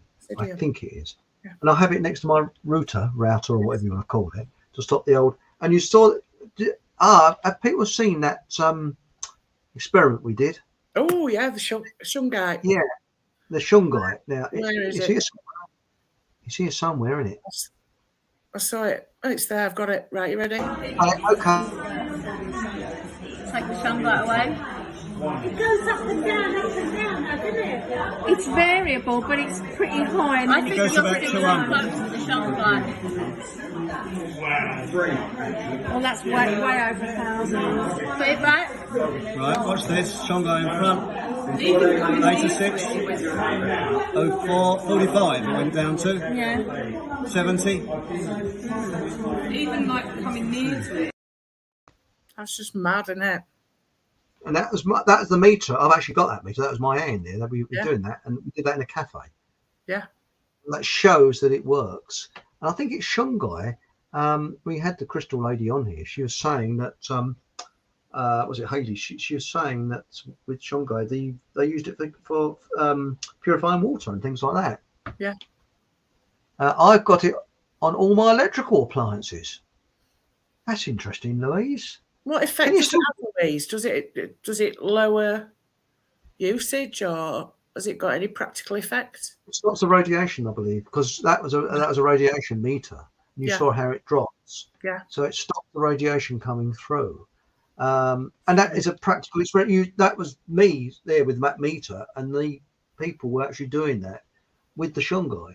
But I'm wondering if there's any problems of getting Shungai now with this Ukrainian thing that's going on because the war, because it's only found in one place in the world, Shungai. And I want to get some more of it. But I don't know what it is about crystals. I am a little bit funny about them. I don't know why. It's something. I don't know. Is it something I'm picking up from them? Does anybody know the reason why I should feel a bit weird about them? I don't know. Because I've been over since. Crystals they have their own. Each crystal has its own vibration, and sometimes I can pick up on things, but other times I can't with crystals. But I remember going into, there's a place in Ambleside up in the Lake District, and it's called the Rock Shop, and it is absolutely full of crystals. It's just a huge place. It's beautiful, and I picked up a piece of tektite, which is meteorite. It's polished, But it's got like holes in it and what have you. And I was sort of looking at it, and this bloke next to me took it off me. I didn't even see what it was called. He took it off me and held it in his hand, and he shut his eyes and he went, "That's Tektite," and put it back in my hand. And it wasn't even looking at where I got it from. And I'd not noticed where I got it from, and he was bloody right. He could pick up, his senses were that good that he could pick up from that, just holding that, to what it was. Well, it's funny because my favourite colour is blue, as you can probably see. I like blues. Yeah. And I also like a kind of greeny blues, Yeah. things like that. Yeah. So I always go for the blue ones and the greeny ones. Yeah. Don't know why. Never the red ones and the black ones, sort of, you know.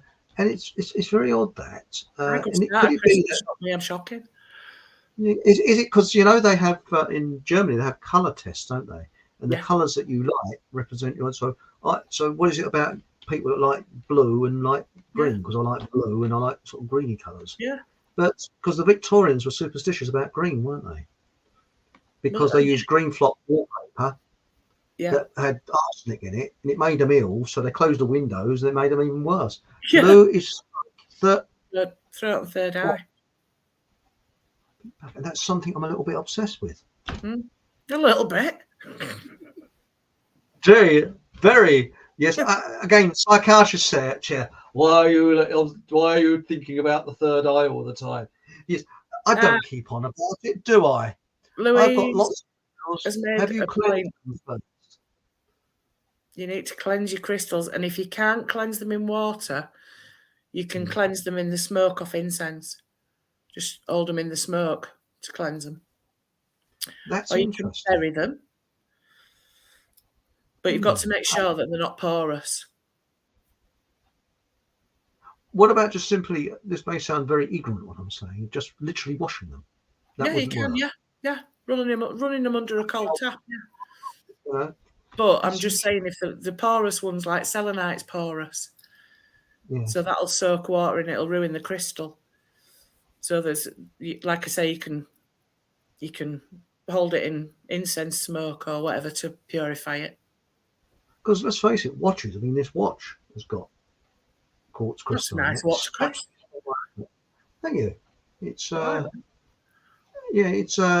it's one of the most accurate there is. Accurate it is. It is very accurate. It's actually that's a Casio, but it's actually known for its accuracy. You don't have to adjust it very often. But it's a very simple one. I don't have calendars or anything like that on this one. It's just simple, and that's how I prefer it. But it's very interesting with crystals because our ancients knew about these crystals and the vibrations of them and things like that because they do vibrate. Yeah. But you know, and I'm actually looking into this to protect myself from radiation and all this. I mean, I'm sitting not that far from a router or whatever you want to call it. I've got all this electricity around me, and I think that these electric cars, they will give off a lot of radiation, which we've got to protect ourselves from. But it's rather that's interesting. So I didn't know about that. I know that is to get evil spirits out of your house, you use sage, don't you? And you burn it. Smudge That's stick. right.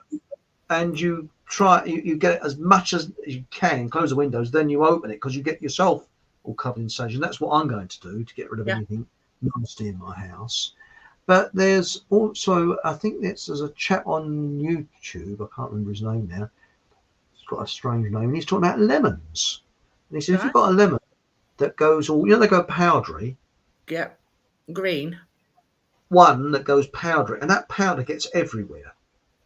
If you actually get it on your clothing, you never get it off. It's a bit like lily, you get the central lily pollen, and he reckons that is a sign of something evil in that area. Right. But I know that with footwear or anything like that, I bought some. I mean, you can buy these really expensive boots, army boots, and they are £200 or £300. Yeah. But you can get them sort of where they've just been barely used, army surplus. Yeah. But you put salt in them to get rid of any evil spirits. Yeah. Get rid of anything nasty. And leave, and I think that so Facebook has just said, thank you everyone for coming to see seeing the unseen. That's kind of a minute. Yeah. But no, it's very interesting what you said about smudge sticks, and it really does cleanse the area. Yeah.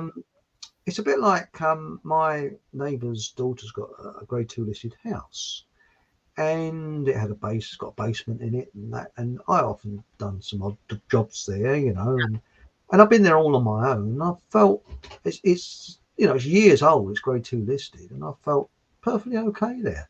Yeah. And she actually got a priest to go round there to actually cleanse it before she moved in, which I didn't know. So there must be something in it. Yeah. But do you find that there's also certain films that you got, like The Exorcist? They reckon that weird things happened on the film set there. Yeah, definitely. Very, very, very sort of weird. And yes, there is definitely a sort of, as I say, I really do sense there's a parallel sort of universe. But do you find there's certain areas that are a little bit odd that you can't go to? Like, for example, I'm a bit iffy about Norfolk, and my entire family have always been a bit iffy about Norfolk. No. My granddad used to make him meal when he went to Norfolk. He didn't like it. I don't really liked it or not, but he always made him the air or something. It was, like you say, makes me costive. That sounds rude, doesn't it? Makes me costive. Do you know what that actually means? Makes me costive. It's a polite way of saying constipated. So you're not going to say, oh no, I don't have that. It makes me costive. It sounds disgusting, but it's actually a very polite way of saying it makes me constipated. But there was something about it's Mark Brzezowski who says about that's right, Bob. Yeah, you must have been watching the same YouTube as I have. It was very interesting what he's saying about lemons. I buy them, but now I'm pleased to see there's more unwaxed lemons around than there used to be. I don't buy the waxed lemons. I always buy unwaxed. I've got about 50 in the kitchen. Yeah, they keep going off because I don't use them. Yeah, that's the trouble. I've been using them lately. Oh, you've been using them a lot, yes. Yeah, but honey. But what gets me is, do you find that? I mean, if I go to a pub or anything like, I usually have something like blackcurrant and a little bit of water if I'm driving, and tonic water. Yeah, and they always put a slice of lemon in or some ice. But the lemons in pubs taste different too, and I'm positive they're wax lemons that they put in. Probably are, yeah. But before you can say anything, and it goes. And why this obsession with ice? I don't want bloody. No, I always say no ice. Yeah, unless it's really warm and I do need ice. Yes, it's nice on a hot day, But the best ever lemon I had was off a tree in Portugal, in the Algarve. Could see it from the edge of the pool, and I kept saying to my mate, "There's a lemon on that tree down there." Anyway, one day she got over the fence and off she went. She came back with this lemon. Oh my God, it was nothing like we have here. Nothing at all. I've had them in Greece like that. And also, they're green as well. They're right. Proper yellow, but it was a big one. Oh, it was lovely. Really? But in Greece, they serve them up to you when they're green. Yeah. It's a lime, isn't it? Yes, it was a lime. Because apparently, Mike Boyersky, I can't pronounce his name, he said there's a big difference between lemons and limes. I've got a palate like an old boot, so I probably won't be able to tell the difference. I could eat a lemon like an orange, I love them. Best thing is to sit in front of a trumpeter doing that. Yeah. My uncles used to do that. I made my honey and lemon a bit strong this morning. It felt like my eyeballs had changed places, basically. It's fine. I liked it. It's funny with these viruses that are going round because they hang on for so long. And you do the regular things like, I mean, my particular one is bicarbonate of soda in the warm water. But the trouble is you've got to stay in because you're running to the loo all the time. Yeah. But what it's doing is flushing it out of you. That's the good thing about it, But grapefruit, orange and lemon, sprinkle of pink Himalayan salt to rake away the sour taste. I have a grapefruit every morning. And they're getting difficult now. It's getting past the season, isn't it? They get more difficult getting and they also have what do you call it? Oh, beetroot. Yeah. Yes, I'm looking like a beetroot. Beetroot, but no, grapefruits. They're very, very good for you. They freeze most things before they get here, so we lose a lot of flavour. Yeah. And have the cheek to say they are fresh is a joke with all our foods. Well, this is something that Mars was saying about oranges. Oranges, about you probably get more vitamin C if you sniff the orange. Yeah.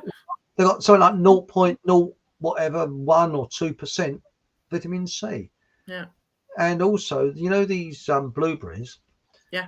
You think they're fresh? They're not. They're probably 18 months old because what they do, they keep them until the prices go up and down, and they sell them like you do.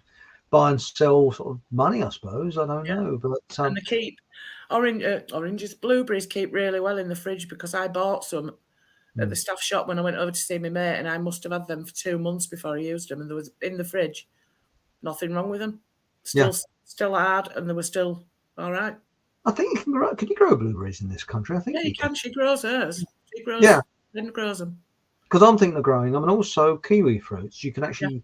And as a bloke shows you how to actually, he said, don't buy the seeds. He said, just buy a green kiwi fruit and put the seeds in a pot. But the thing is, they irradiate a lot of food now. So especially if you get it from the Netherlands and places like that, allegedly, I believe, it's irradiated, so they will not sprout. Yeah.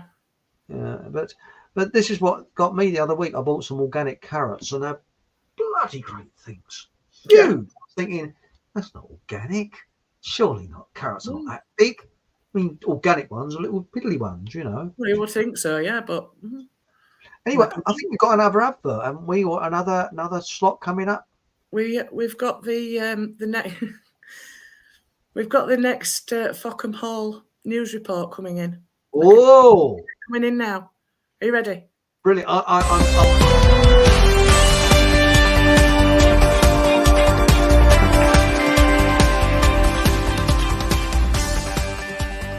Hello, good evening and welcome to tonight's edition of Falcon News Local. Let's head over to our feet on the street correspondent Deb Singleton, who's been getting down with the kids today. Sounds wet there, Deb. Yes, it's hard to hear you in the nice quiet studio with all the rain out here. Coming down. Anyway. I'm Abby and I'm 5. Oh, hello Abby. Well, what do you think of Falcon's new playground? I like the swings, but they're broke. Oh, have you had a go on the roundabout? Darius went it on the roundabout and his foot went through and he had to go to hospital because it broke. I caught up with Councillor Jerkins from Town Planning and asked him a few pertinent questions about the new playground. Good afternoon, Councillor Jerkins. Thanks for joining me. I just wanted to ask a few questions about the new playground that's been installed. It doesn't seem to be fit for purpose. Aye, well, the community was crying out for this. They wanted something to play on. They've got something to play on. Well, yes, they have, so long as the equipment's up to standard. Do you feel that it's up to standard? Aye, it's up to European standard. I clearly wasn't getting the answers I was seeking, so I headed to the town hall to speak with the Minister for Child Health and Welfare, Councillor Adrian Toucher. Councillor Toucher, thank you for your time. Now, there have been concerns from local parents regarding... Look, I don't know what this is about, but I can categorically state that I have never, in the past, present or future, been involved in any scandal or impropriety regarding minors. Thank you, that's all I have to say. Well, as you can see, it was becoming increasingly difficult to get to the bottom of this issue, but not allegedly for Councillor Toucher, whose voice has been changed to protect his anonymity. Deb Singleton, feet on the street, roving reporter, Falcon Town Hall. So from me here in the studio and Deb, feet on the street out on location. It's good night.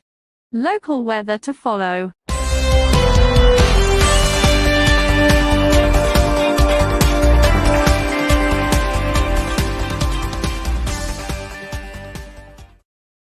Another brilliant one from Deb. Way, I like that one. Councillor Toucher. Yes. Very difficult man to pin down. Just like they like, isn't it? It's just like the council, yes, you know. But little secret, you see, when children, little boys. I think the girls might have done as well. You wee at the top of the slide to see how long it takes for it to get down to the bottom. That's disgusting. It is, but quite funny. So kids are sliding in stout piss as they go down. Yeah. I hasten to add, I was a good little boy and never did it, but other little children used to wee at the top of the slide. To see how That's far- true. I used to shout wee. Wee. Whee! So that's why I never went on the slides because I never went on the slide because the bit where you fall off at the bottom was never soft enough. Oh, it's fun. But they've got all like soft carpeting stuff. They have don't now. They didn't when I was a kid. Well, I was walking across the playground. I was because there's like a playground down bottom around where I live, and I'd taken a shortcut across there. And there's no one around, and I was very tempted to have a go on the slide, but I thought, nah. Blimey, we've got a lot in chat at the moment, haven't we? Gee whiz. We're all talking about goji berries and marrows and lemons and Oh, Ralph's got a good one here. It said here, goji berry and yakon are easy to grow, Chris. What a bleeding hell's yakon? I never heard that. Been growing them over my allotment for years. Tuber of yakon, delicious eaten raw in salads. Oh, that sounds good. I'll check them out, mate. Grate it. That sounds all right, doesn't it? Because there's a Never lot even of heard stuff. of it. The other one, was it Chinese lettuce or something you can have? Yes. This is Bob. He says, lived in Jamaica years ago and picked fresh. Yes. The fruit we get are picked before ripe for shipping. When I was a kid, my mum used to buy pears all the time, and I remember eating pears and the juice running down your chin. You can't get a soft pear now for love nor money. The rock hard. Right. That's right. And I'll tell you something else that you cannot buy. I don't know what it's like where you are. Coconuts. You cannot buy a coconut anywhere now. I think Morrison's have them. They're very few and far between, though. Mm. You know, but gooseberries round here. Gooseberries. Mm. My mate kept going backwards and forwards to the farm shop for me because that was the only place that was doing them. But the season's really short for gooseberries. Well, it is. I had a gooseberry bush, but it sort of died. I mean, it was attacked by creepy crawlies and all kinds of things like that. And it's a shame, really. But yes, it's surprising what you can grow in your garden. And that walk that I went on a week or two back, that where we was looking around foraging. Oh, if you can go on one. This bloke really knew his stuff. And you know, the simplest plants that you can eat everything of it is the dandelion. Yeah. They grow everywhere. And apparently, I think they even grow in the bloody Arctic as well. Dandelions are all around the world. Anywhere you go in the world, you'll see a variety of dandelion. Right. I like them. I think they're nice little yellow plants. Rabbits like them. Yes, tortoises do. Tortoises, I think they do. Well, let's go on. Bloody thing. Louise has just mentioned wild garlic there. I love wild garlic. You can just take the leaves off and eat it. Because do you know how garlic got here? It's the Roman soldiers. No, the Romans soldiers used to put it between their toes to protect them. Right, from like trench foot. Trench foot or whatever. I mean, I suppose if they've got sandals on, you know, marching along, and then they would throw the garlic to one side and it'd take root, and that's how they got wild garlic here. Ooh, nice. Yes, you've got to be careful because it does spread apparently. Wild garlic. It's quite prolific. It's a bit like mint. You plant mint in a garden and it just overtakes everywhere. I found it difficult to grow mint in my garden. It seems to sort of sit there. Yeah, I'll tell you what does grow like a weed. That's lemon balm. Yes, it does. I'll stop that. And trouble is, it's not the season now. But and the other one is all my sage has died off. Yeah. I don't know why. It's been attacked by what's that Black stuff? fly. No, not backfly. What's that bloody? It grows up trees. Grows in graveyards. I can't think of the word of the bloody thing. Ivy. Oh, ivy. Yeah, it's attacked by ivy. And it's taken over the whole plant and killed it. Yeah. So I've got to buy another one. You know. Yeah. Now it says you guys really need to come over here. What in New Zealand? Yeah, we'll hire a jet. You can We'll all call hire me a Michael gang. Salt when I get it. Yes. You got that famous radio bloke. What's his name? Vinnie Eastwood. Who? Over there. Ever heard of Vinnie Eastwood? The No. Vinnie Eastwood radio show. He's a famous New Zealand. He's a bit like the New Zealand version of. Jimmy Young. No, not Jimmy Young. Oh, blimey, you're going back a bit there. No. What's his name? Jones. Alex Jones. Right. I'm having a heart attack and I'm being paid for by the establishment. Oh, sorry, I shouldn't say that, Yeah.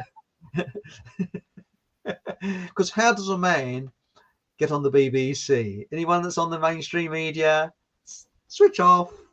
No, don't want to know. That's it. Yeah. But it says Mike Wright said about Romans with garlic in their feet. But their feet smell good. I won't want to eat the garlic after they've been between the toes, though. That's for sure. Apparently, though, with garlic, now I don't want to misquote Miles here, but he was saying that aged garlic, which you can get in tablet form, was good for you. Yeah. But with ordinary garlic, apparently, now again, I don't want to misquote him, so I may have done, but I think you're saying that it makes you age more. All right. Yeah, it's not good. And a lot of people say you shouldn't have it unless you're ill. It's actually but I put it in things, So, I like it. Yes. And Louise Ton says, my pony loves dandelions. Ah, a little pony, isn't that nice? Yeah. She also put, I have sorrel in my garden, great for making a smelly soup for feeding all plants. I suppose it's a bit like a fertilizer then, isn't it? I was talking about that to Paul this morning. I worked with a bloke who had a worm farm, and it was kind of a setup that you bought, and it was a dustbin, like a plastic dustbin, and at the bottom it had a tap, and then you filled it with water and put all the worms in, and then the liquid from there, whatever they do, came out into the bottom, and then you turned the tap and filled bottles with it for like liquid fertilizer. Oh my God, it stunk. Yes. Stunk to the point of taking the lid off and you retched. It was that bad. But it worked, apparently. Well, nettles, if you put nettles into, those plastic bottles that you get from supermarkets, like drinking bottles there. Put nettles in there, put rainwater in, seal it up for a couple of weeks, and you open it up, it's let's put it this way, it makes a gent's toilet at clearing out time smell like Chanel number 5. Oh, this is an interesting one that Ralph has said.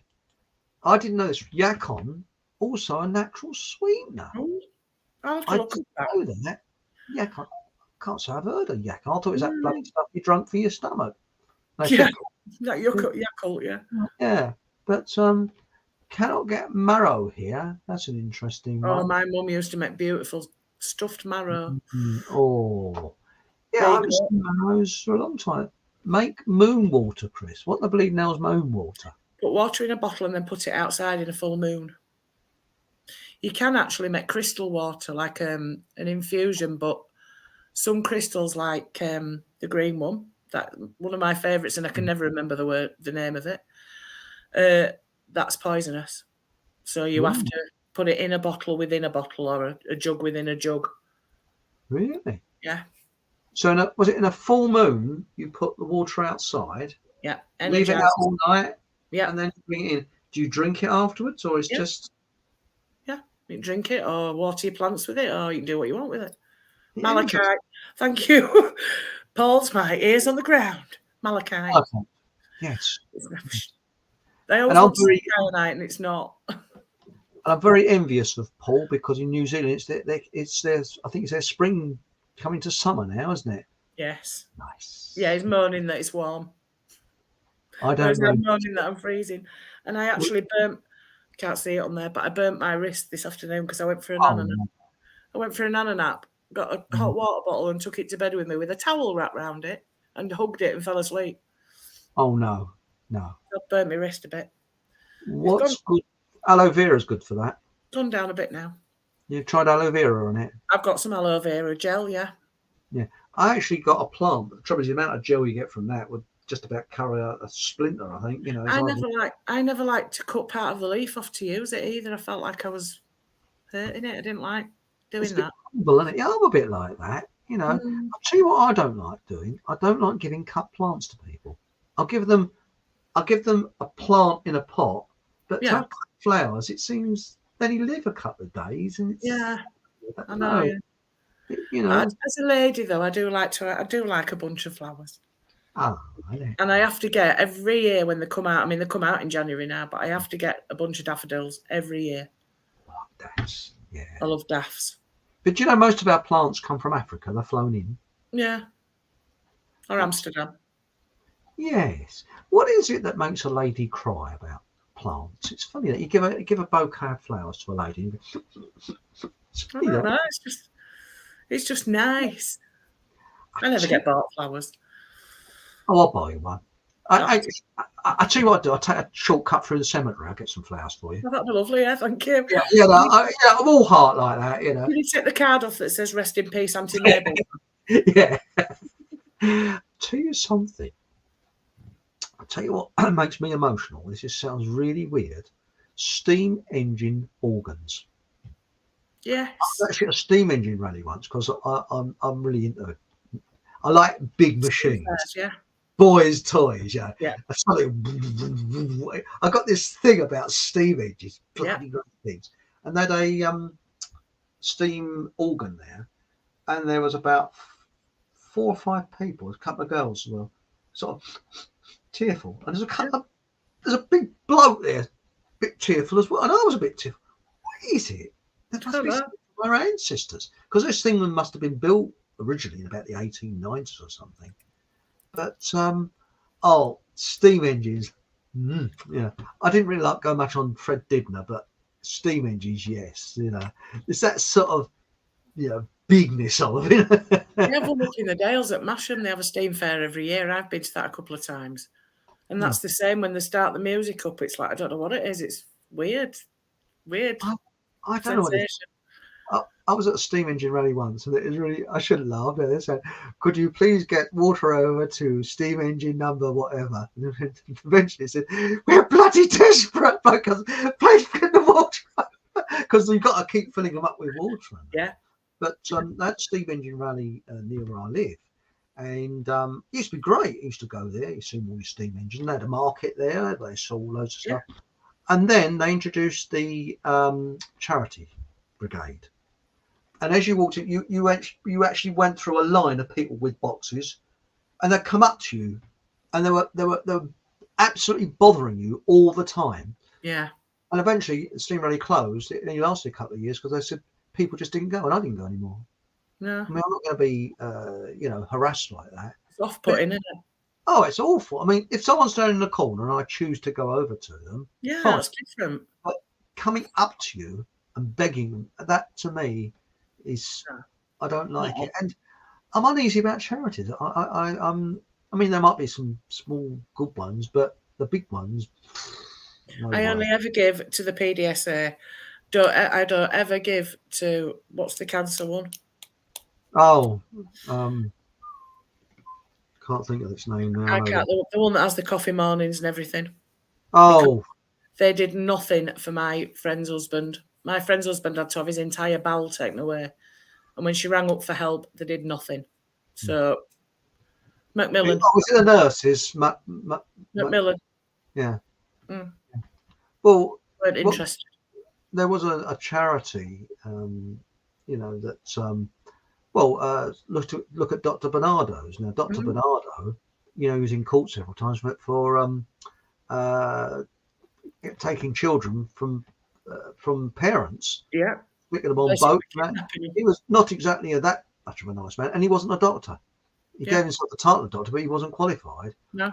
And mate of mine, a chap I used to work with, he actually went to Dr. Bernardo's. He was an heating and ventilating engineer, and they had a lot of property and lots of buildings. And he said that he went to their head office and he couldn't believe how palatious it was. It was all full of yuppies and all that, bloody nice cars outside, everything. It was. He said he'd never give to them again. No. Now it says here, was it? What's this about? Bicart is good for. Yeah, I've just thanked him for that because that's good to know that. It's good for burns, mixed with water to a paste. Do you know, I haven't found anything that bicarbonate isn't good for. No, it's good stuff. I use it in my washing. I use it. I tell you what is good. If you've got whites that have got stains, terrible Yeah. stains on them, I just leave them in soak in bicarb and the white vinegar. Yeah. For a day or two, and absolutely spotless. Some Yeah. people put bleach on, but bleach actually eats Yeah, material. it does. It rots your clothes, just bleach. It's not very good for your skin either, you know. No, 'Cause- oh, Mark Wright says, I hate the chuggers. They work for agencies who take a cut of what Yeah. they collect. Yeah, I got that down the local market. They come up to you and say, hello, sir. How are you today? Yeah. How are you? So I thought, why are they so interested in my health? Yeah. Yeah. I feel like shit. No, the other one that I'm often saying, I was fine until I met you. Yeah. Yes. But it's so false. How are you today? It gives a shit. You know? Yeah. Mhm. Yes, Louise, that's true Okay. as well. What's that? Good to freshen carpets too. But this rots carpets, this stuff. Rots everything else as well, probably. I just drink it. It's very good for you. Anyway, I think we're coming up to time now. We are. So oh, better line me. Thank you very much for everybody that's come on tonight. We will be back next week. Yes. Same time, same with place. Michelle. With Michelle. She's coming on. So we have a new guest on here. So Yes. hello, Michelle, if you're watching. And also, John Hamer will be back the week after if you can get the bleeding internet. So anybody that's technically minded, please try and sort it. You know, if you've got any advice, because we are saying, oh dear, what a shame, it can't work. Oh, you know, flip it, flop. You know. Anyway, thank you very much, and remember to press the old thumbs up, yes, and like. also subscribe. And remember, whatever happens, have a bloody good laugh. Yes. And good night. Good night, everybody. Bye. Bye.